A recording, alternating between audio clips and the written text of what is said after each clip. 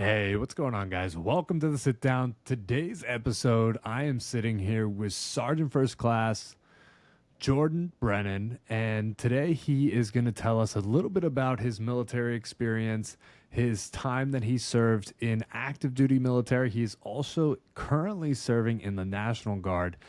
Today, we're just going to sit down with him. We're going to start bridging the gaps as far as mental health, PTSD, starting to bridge that conversation together as a community and actually bring that to light as far as things we should be talking about and things we should be acknowledging that are happening within not only our veteran community, but also happening in our community as a whole. So, this episode is basically to reach out to everybody, including veterans, civilians alike, and bridging that gap together and talking about our stories in an open and healthy and basically supporting community. So I'm sitting here with Jordan. Jordan, so tell me a little bit about yourself. Tell me about your military career. Tell me about how many years you served, your MOS. I want to know what's going on. So, welcome everybody. This is absolutely a topic that's near and dear to my heart. I have 17 total years of service as of right now. Just shy of 14 on the active component. I was an MP, did time downrange, Afghanistan and Iraq. I was all over the U.S., spent some time in Germany. This whole time I've had three kiddos, so they have been a saving grace, and I'll get into a little bit more of that later. But being near and dear to my heart,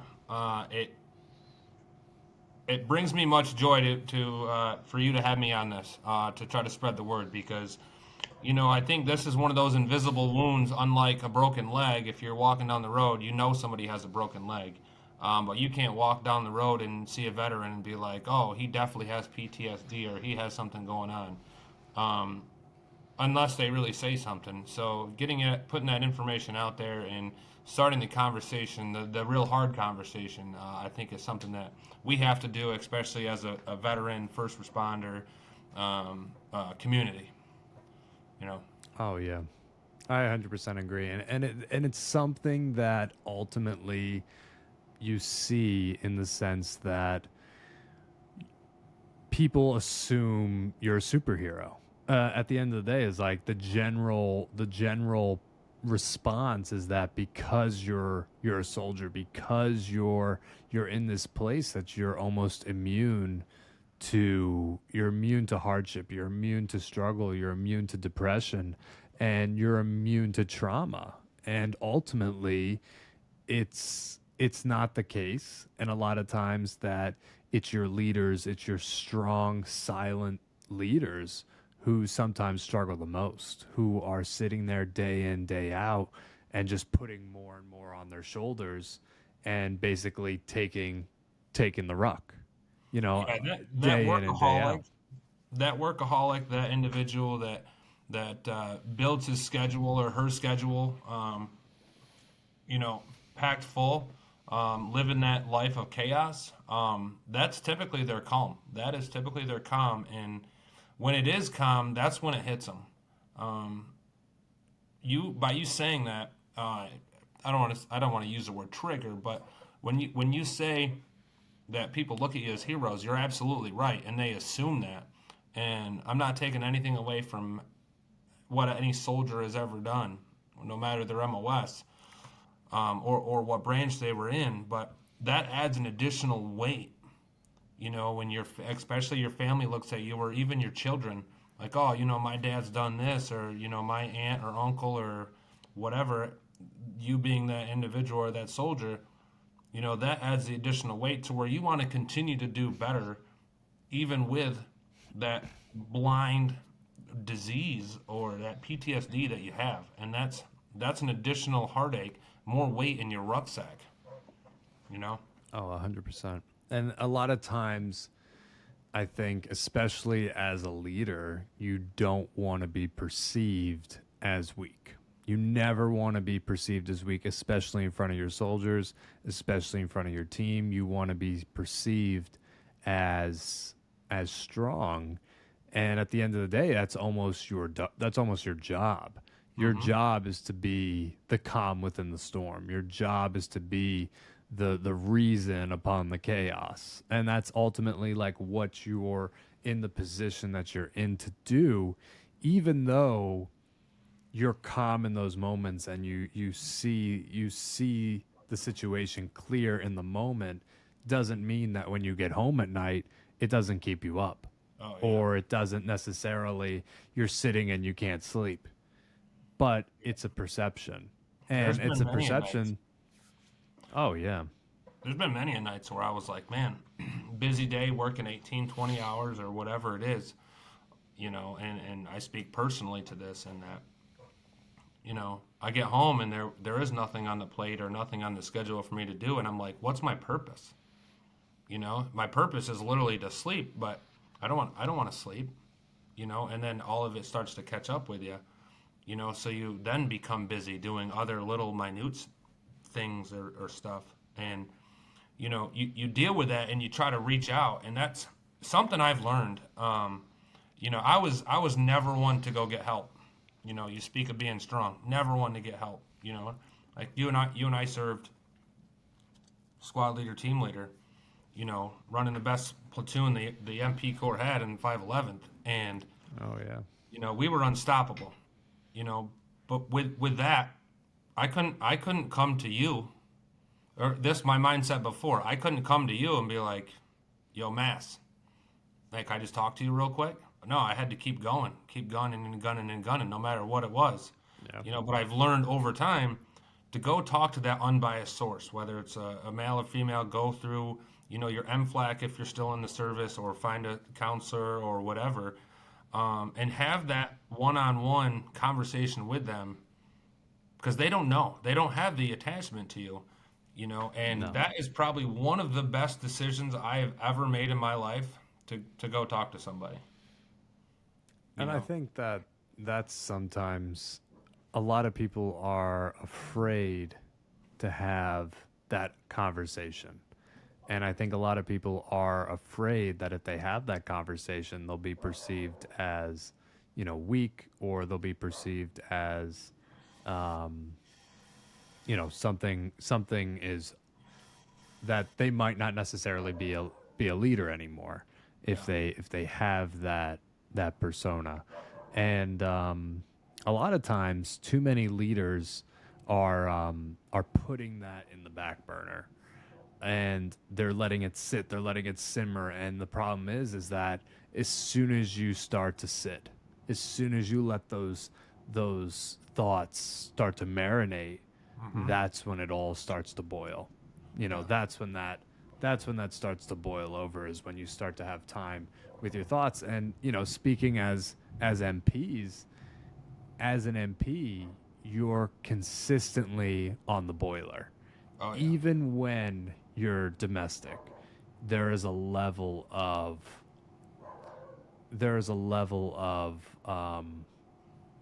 trauma that always sticks with an MP, whether you're foreign or domestic. When you're always in that necessarily hot plate, almost always. So it's something that you've had experience with both. You've had the deployment aspect, and you've had that, military police background as well. That kind of has that double stigma of double tension. And I don't remember if it came up in the conversation earlier. Well, we were talking about it earlier, in that when you're downrange, like you're not really worried about any of it. Like you don't think about PTSD. You're not thinking about that. You're going. And in reality, the only thing you really think about when you're downrange is getting shot at. Like you're not worrying about anything else at home, because somebody's there taking care of the kids. And I know it might sound harsh when I say it, but it's true, because you have to have that mindset. It does creep up on you when you get back. And you speak directly to the MP Corps, and that you have your different phases. So you have your red, amber, and green cycles. And either you're training or you're working the road, or there's that times to where you're using block leave, going to your schools or whatever.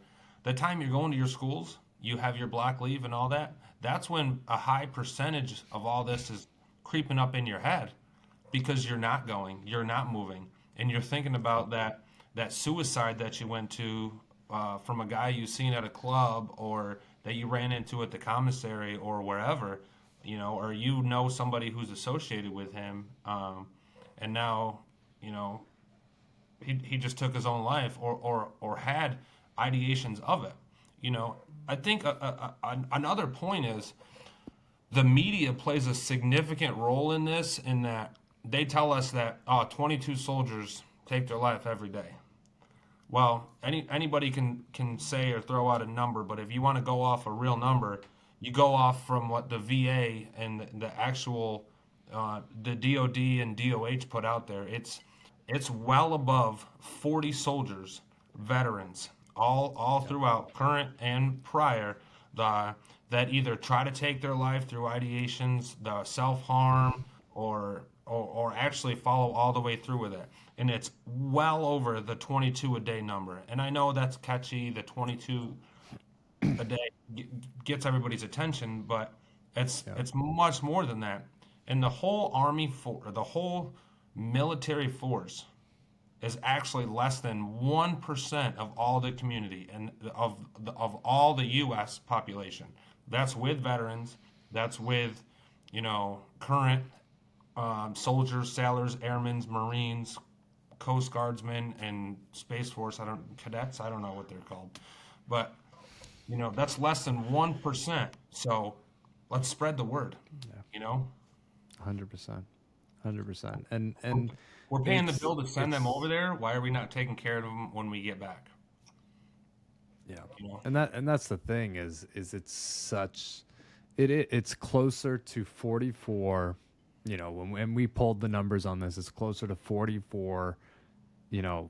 Active duty veterans. It's closer to 44 every single day, and that is too many. 44 is so many people, and that's the thing. All it takes sometimes is for two service members to sit down, have a conversation, and be like, "Hey, I'm going through the exact same thing," and sometimes that's all it takes, And I will say this as far as PTSD, struggle, things like that. At least for me personally, and obviously when you're in the action, you are on the scene, you are in the fight. It's not necessarily the things that you did that keep you up. For me, it was always the things I didn't do or the mistakes I thought I made, and that is ultimately. And I don't know if a lot of veterans, service members, military personnel, or police force can relate with that, but for me it was the things that I necessarily didn't do that keep you up, or the things that you maybe thought you could have done better, that keep you up at night, especially with those think traps, those things like that, and that's the thing is at the end of the day is at the same time is you don't have a crystal ball, and you do the best that you can at the time that you're given. Yes. And that's all you can do, and at the end of the day, that's okay. I can remember a story, and forgive me, but I'm gonna tell it. So I was a military police investigations NCOIC at one of the Army posts, right? I was coming off shift, roughly 1700. One of the patrols was like, "Hey, we just had a wife come in here because she got beat up." I said, "All right. Let's go to the house, pick up the husband." And this is where the word routine comes in. There's nothing routine about it. Anyways, we get to the house. He's at the front door. My patrol partner's at the front door. I go around back. As I'm around back, the front door opens, right? And I can still see this image in my head. As soon as you look at the house, or walk in the front door, there's stairs, a small hallway, and then there's a wraparound sectional couch. There's a bottle of whiskey that's halfway drinking, and a game system. Well, the guy's got his boots sitting right here, and then his top is laying over the side of or the arm of the couch. So we're like, hey, using our IPC skills, using all that, and saying, hey, you got to come with us. he walks to the other side of the couch, and there's a windowsill. He picks up a 45. When he picked up his 45, he started brandishing it this way. So him and I, my partner and I, I'm not going to use his name, but my partner and I both drew. When I drew, by the time I was already out, he had tackled the guy. So there was no reaction of pulling the trigger or anything. Matt, I tell you, I lost so much sleep over that because, once the scenario was done, I processed the whole house. As an investigator, I brought my other ones in, dusted, did everything, and there was other weapons in the house, and there was other charges that ended up coming about it. But that stuck with me for so long, and it still pops up every now and then because, I was having a conversation a couple days later with the senior leader in that area. And it was right around the time Freddie Gray was in Baltimore, and the individual asked me, he said, "Well, why didn't you make him, pay for his mistake?" And I said, "You're not wrong. You're absolutely not wrong, but I'm not gonna pull that trigger, And then now this pregnant mother, that son or daughter just lost their father, but." I was 100% completely justified too, and it literally still plays through my mind. I can sit here and talk to you for hours on different stories, but I can speak to that one right now in that they come at you at different times, and then all the images and everything are there. Like at the end of the day is sometimes, and I used to say this to my soldiers is, you have to make a decision and you have to stick with it. And that's it. Like, the worst decision you can make is none. And that's the training is like the worst decision you can make is no decision. Yes. But once you make a decision, you stick with it, and that's the, good, bad, indifferent. If that's what it is. I mean, if you get fucked up, you get fucked up, and that's what it is. I'm like, good, bad, or indifferent, make a decision, and whatever it is, if it was good, great. If it was bad, you did what you could with the knowledge that you had at the time. Yeah. And that's what a lot of times I've had to tell myself. And like, there's certain situations that I've had where I remember one time, story time is, I responded to, cause I mean, I was divot. So I always got called for domestic violence calls. Oh, yeah. And that's what I was certified for. I was certified for child abuse. I was certified for domestic violence. And I remember I responded to a domestic violence call, similar, maybe not similar situation. Well, actually very similar situation. And responded to a house. My partner was new, didn't have much experience at all. Yeah. I told him, I'll take the male, you take the female, and I'll do it like that. Mm-hmm. And the individual was sitting down, and he was just sitting there, not speaking to me. And I was like, sitting down, which is never, any domestic violence call is never a good thing. Like, you always want to be the same level as your person. And he took the female over to the right side of the door, and I told the subject, I was like, and I always tell people the same three things. You're gonna ask somebody, you're gonna tell somebody, and you're gonna make somebody. ATM. What is that? That's it, and that is what it is. What it is. I'm like, this isn't mommy daddy games. This is ask, tell, make. I'm not a parent. That's what you're gonna do. And end of day.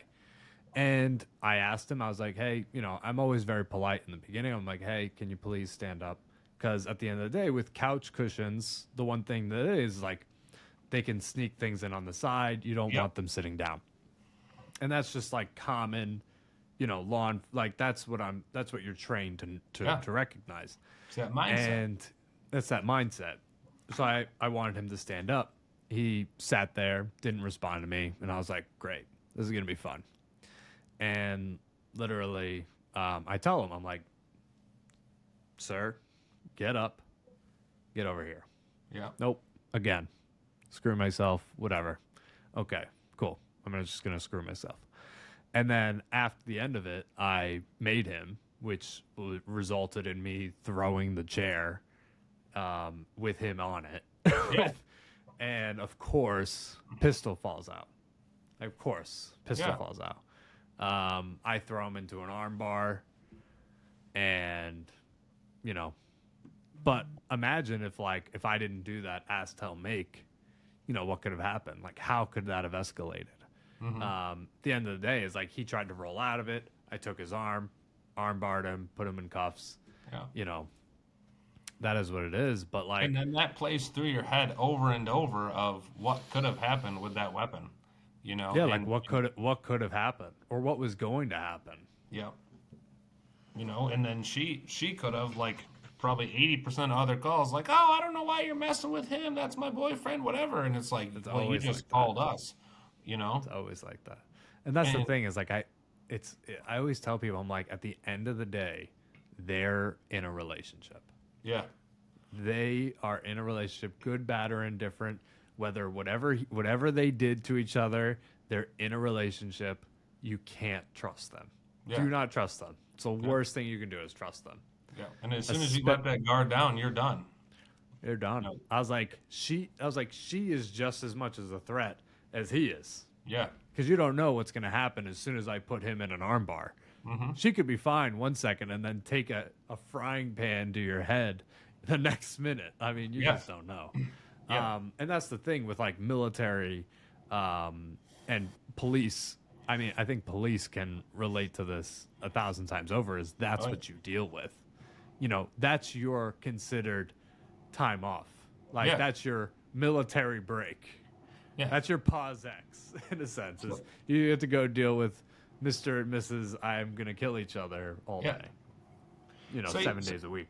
So you look at this and trying to put it into a little more perspective too. These individuals that we're dealing with that are going through all this are between like 17 and 25 years old. Especially, I can speak to MPs because, I was one or still am.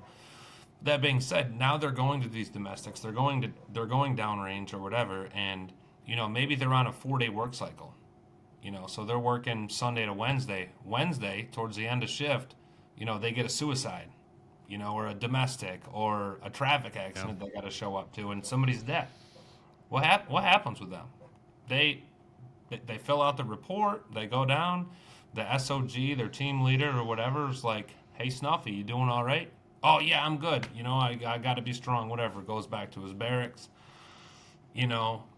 Drinks a shit ton, whatever, has the next couple of days off, doesn't even think anything about it.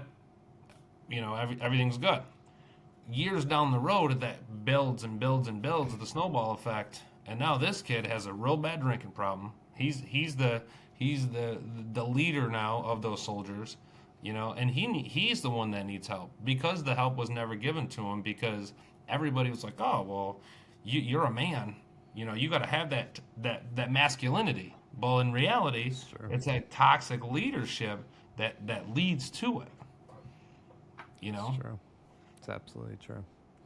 And that's the thing is like you don't even see it as a leader. You just see it as strength.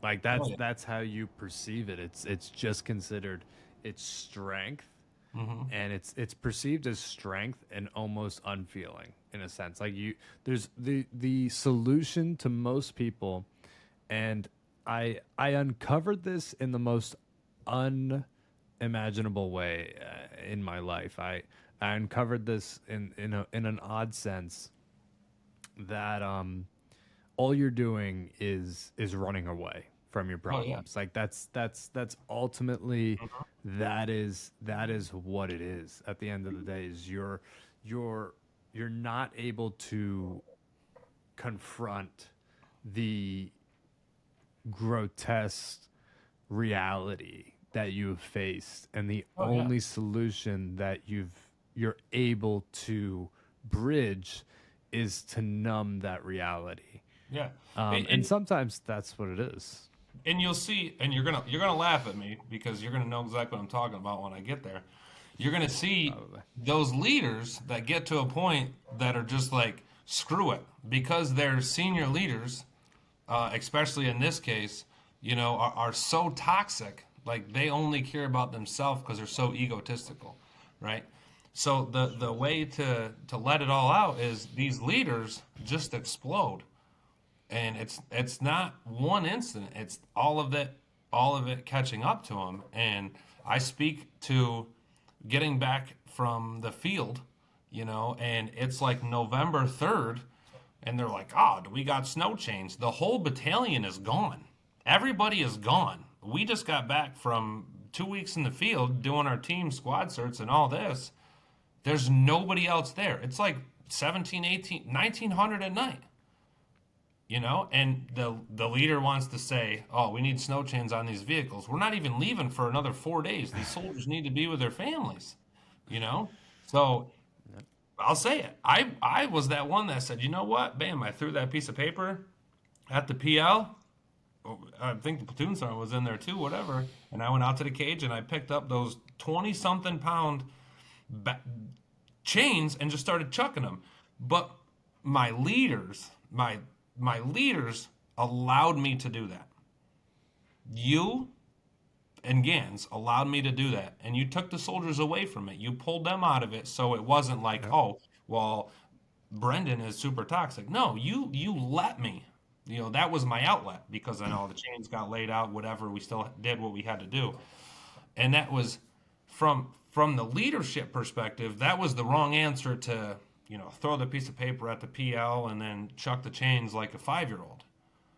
But at the same time, those soldiers and those subordinates were like, you know what? No, he was right. He was right in what he did, and I'll never question that. And to this day I laugh about it. I think we both do. Yeah, I mean, we still joke about it. I mean, I think yearly, around that time, we typically joke about snow chains for sure. Yeah. And that's the thing is like that's something as leaders that like we wanted to shield the soldiers from, because at the end of the day is like it's okay to feel human, and at the same time is like what that was complete and utter nonsense. And like everybody had known it. But at the same time, it was in like there were a bunch of soldiers in there, and what did we do? We told them all to get out. We're like, get out. It's like go in the cough. Yeah. And they all went to the cough, and like at the end of the day, it's like that's when you have like that human moment. You have that human moment in front of like your leaders, your the people that you can lean on. Yeah. Because we all recognize how nonsense toxic leadership is. And that's the thing is like when things are wrong, when things don't add up, saying no is sometimes the strongest thing anybody can do is to tell an authority figure no, absolutely not. That's sometimes the strongest thing that you can do, because it takes so much to say no when it's so easy to just be a sheep. It's so easy to just say yes. Oh yeah. It's so easy to just be, compliant. It's so easy to just say I will do this even if it doesn't make sense. Yeah. Which that did not. No. It was one of those scenarios. To circle it back to what you said earlier, the society sees you as a superhero, but in reality, you're just a human. Because when you leave that day, I'm going home. I'm going home to the kiddos. Yeah. This hat's coming off the door. The Army hat's coming off at the door, and as soon as I cross that threshold, I'm no longer Sergeant First Class Brenden. I'm Dad. And there's that switch, right? And then you're gonna walk out that door the next day and switch the old dad hat off and put on the Sergeant First Class hat, and now you have to continue to do it. So that's where you also have to correlate. The things that you do as a leader also have to correlate as a parent. Or as a coach as well. And that's the thing is like I will say that there's and I know like Gans and me, we can always correlate Gans into and the I. sense of, yeah, you're right. All right, Gans and I we kind of, when you live in the barracks, and like we were both single soldiers, you live and breathe that army. Like there's, especially for those soldiers who don't have that necessarily, like when you almost live and breathe it. Like you go to sleep in it and you Yeah. wake up in it and you go to sleep in it again and then you wake up in it again, and Yeah. it's like a never ending cycle of, you know hua, in a sense. Yeah. It's a never ending cycle of just army. You're waking Yeah. up And and you're hearing cadence. You who know, do you talk to during that? yeah, You guys, let's just hypothetically, you guys both showed up to a domestic or a suicide or a death or whatever. You guys aren't going back to your room to be like, oh, hey, let's go over this and have some man to man talk. No, no, it's like, hey you man, go by we're yourself. gonna go have some drinks, in our own Yeah. rooms, slap hands by the elevator. I'll see you PT tomorrow. See, that's basically, that's it. Yeah. You got it, like a bottle. You got a bottle of something waiting for you in your room, and you're gonna have a couple drinks before you go to bed. And And you're depending you're what shift grabbing a you're on, shower that's it. with a tall boy, and you're having a shower beer because Basically. it's silly to say, but it's what happens. That's You and know? that's the thing, is like the reality is not what people want. The No. reality is harsh. The reality is that all people have the discipline to overcome this. All Yeah. people have the discipline to just cope on things on their own. And that's the thing, is like that's not that's not No, reality. because Like, you've seen things with your own eyes that other people's minds can't even fathom.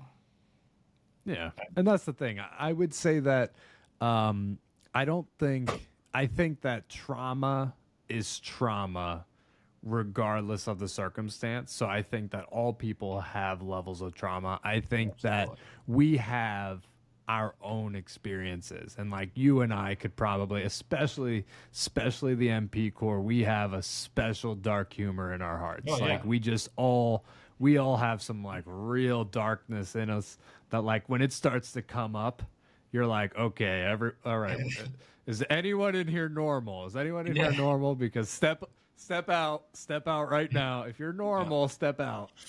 We all have a special level of dark humor. We have a special, like, little darkness in us because we've had to adapt to such levels of trauma.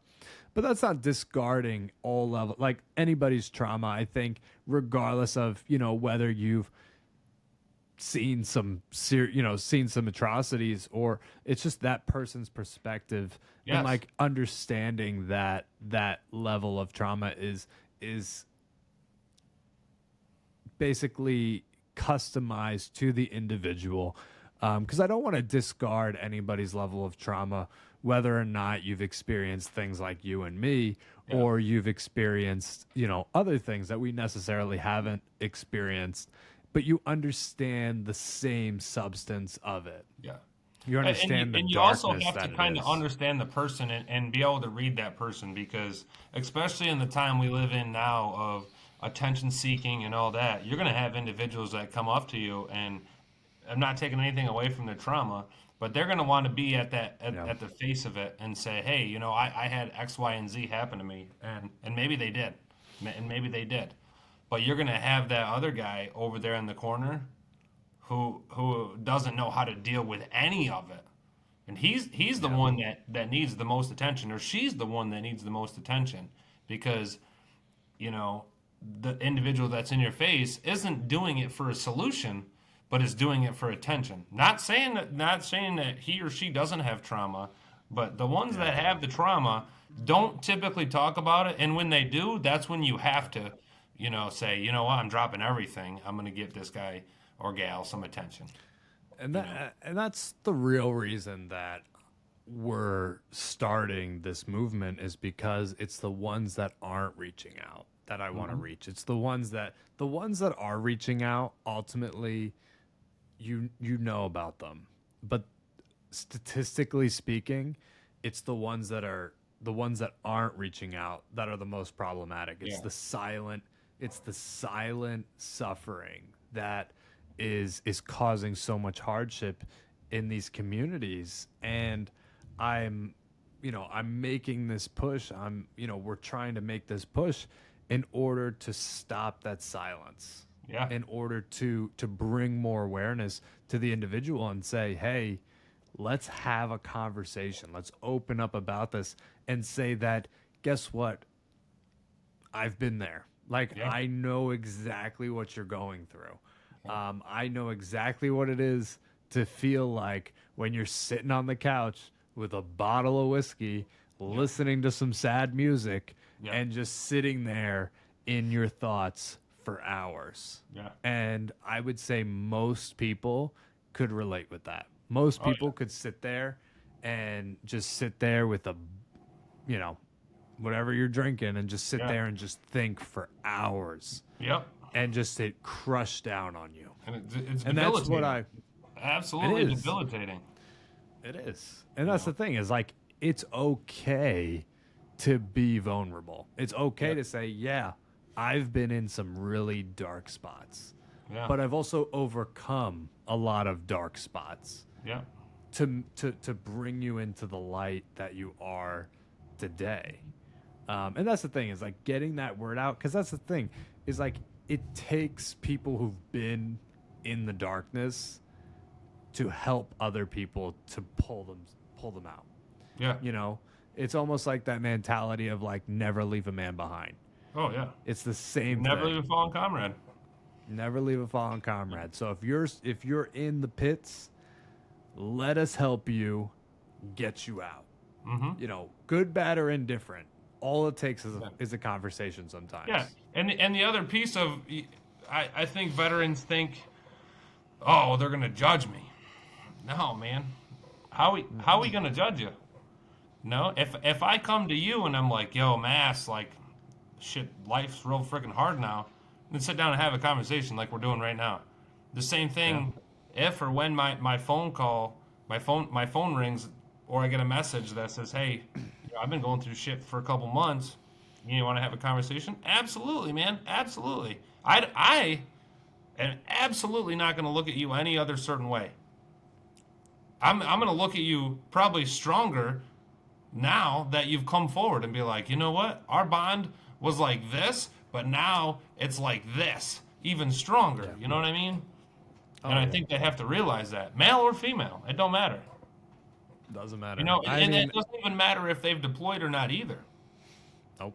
That's another thing. That's a stigma. It's a stigma that's out there. It doesn't matter. It's customized to the individual, and that's a factor. Is that there are people who have never deployed, but they've seen people burn alive. Yeah. I mean, especially in the MP Corps. Oh, yeah. You've responded to. I mean, you were traffic. You respond to a traffic accident, car blows up. Mm-hmm. You're talking 2 burned individuals alive in the front seat. Yeah. I can remember. I can remember a story on Fort Drum where the motorcycle. There was a motorcycle accident coming right off post. This person was on her cell phone, took a left. Motorcycle was coming through. Bam, got hit, and then the next vehicle drove right over top of him. Like he was DOA right away. And you have to deal with that and keep moving. You know what I mean? Yep. And that's the thing. It doesn't make you any less of a person, and that's why I think that this is so important. It's so important for people to start sharing these conversations, to start bringing this message to light. And at the end of the day, and I told you this, is that if this is able to help one person reach out, one person be like, there's a lot of, and this is the thing is, like, I want to bring together our alpha community. I want to bring together people who are perceived as these almost untouchables, in the sense that you're unshakable. And that's the thing is, like, even in our personas as this unshakable force, you understand that darkness that surrounds you. Yeah. But even with that darkness, you're able to prevail. And you're able to pull somebody who might not necessarily be able to pull themselves out we can reach back out, bring that fallen comrade right out. And that's the thing. That's what I want to do. That's ultimately look like. That's my mission, is to help as many people as we can. If we can stop that 44, people a day average, if we're able to just lower that a little bit, bring some light to this. And if someone is having those thoughts, if someone is having that level of defeat, that we're able to reach out to them as a veteran community, as an active duty military community, as a leader community, and pull them out like we used to. That's what I would ultimately want to do. That's what I would want to achieve. Yeah, no, I couldn't agree more with you.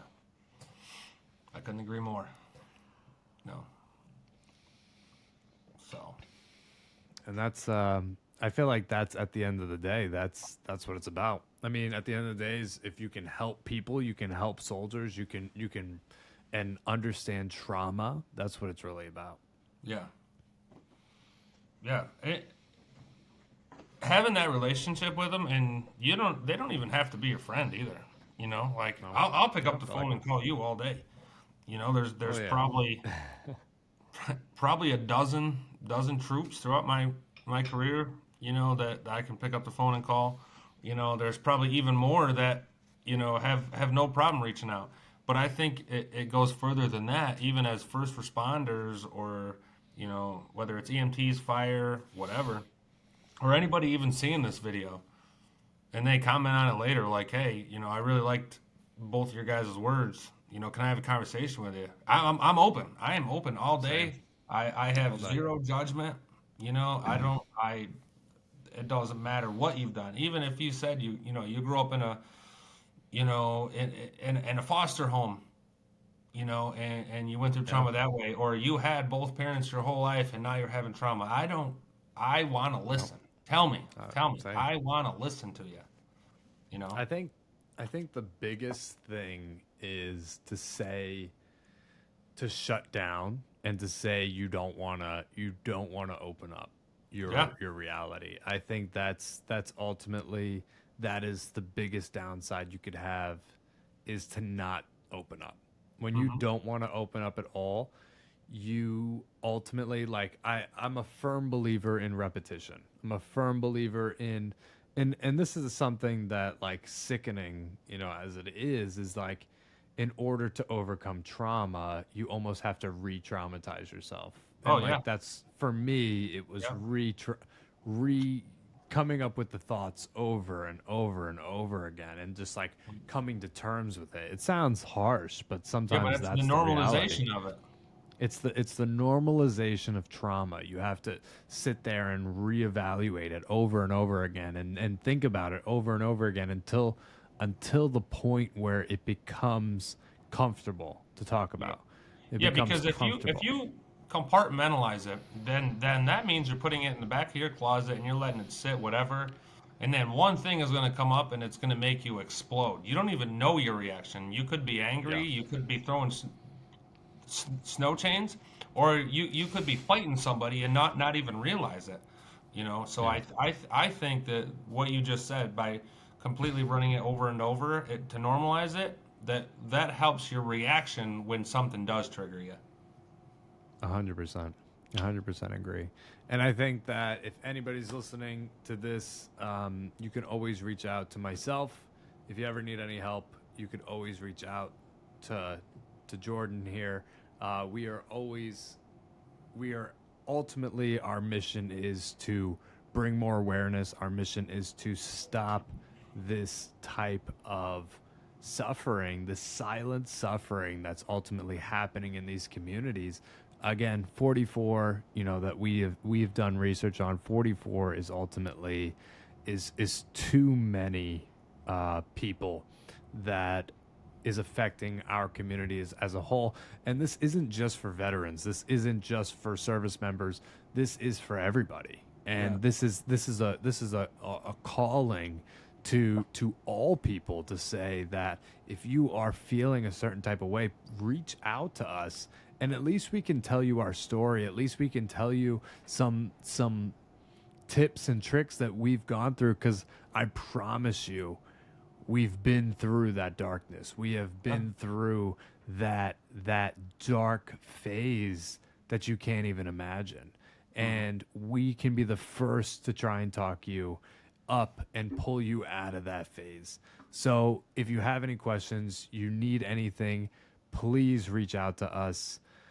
Like this comment on this, please share. I really do want to get the word out on this one. It's not for any type of, status. It's not for any type of popularity. It's just to try to bring more awareness to soldiers, bring more awareness to service members, police force, fire department, all people who are struggling silently, unable to get help and feel like they're too strong to get help. That's why I'm bringing on all people who I know are passionate about this to bring their stories to light. And if you have any questions, please reach out to me. And as always, stay free.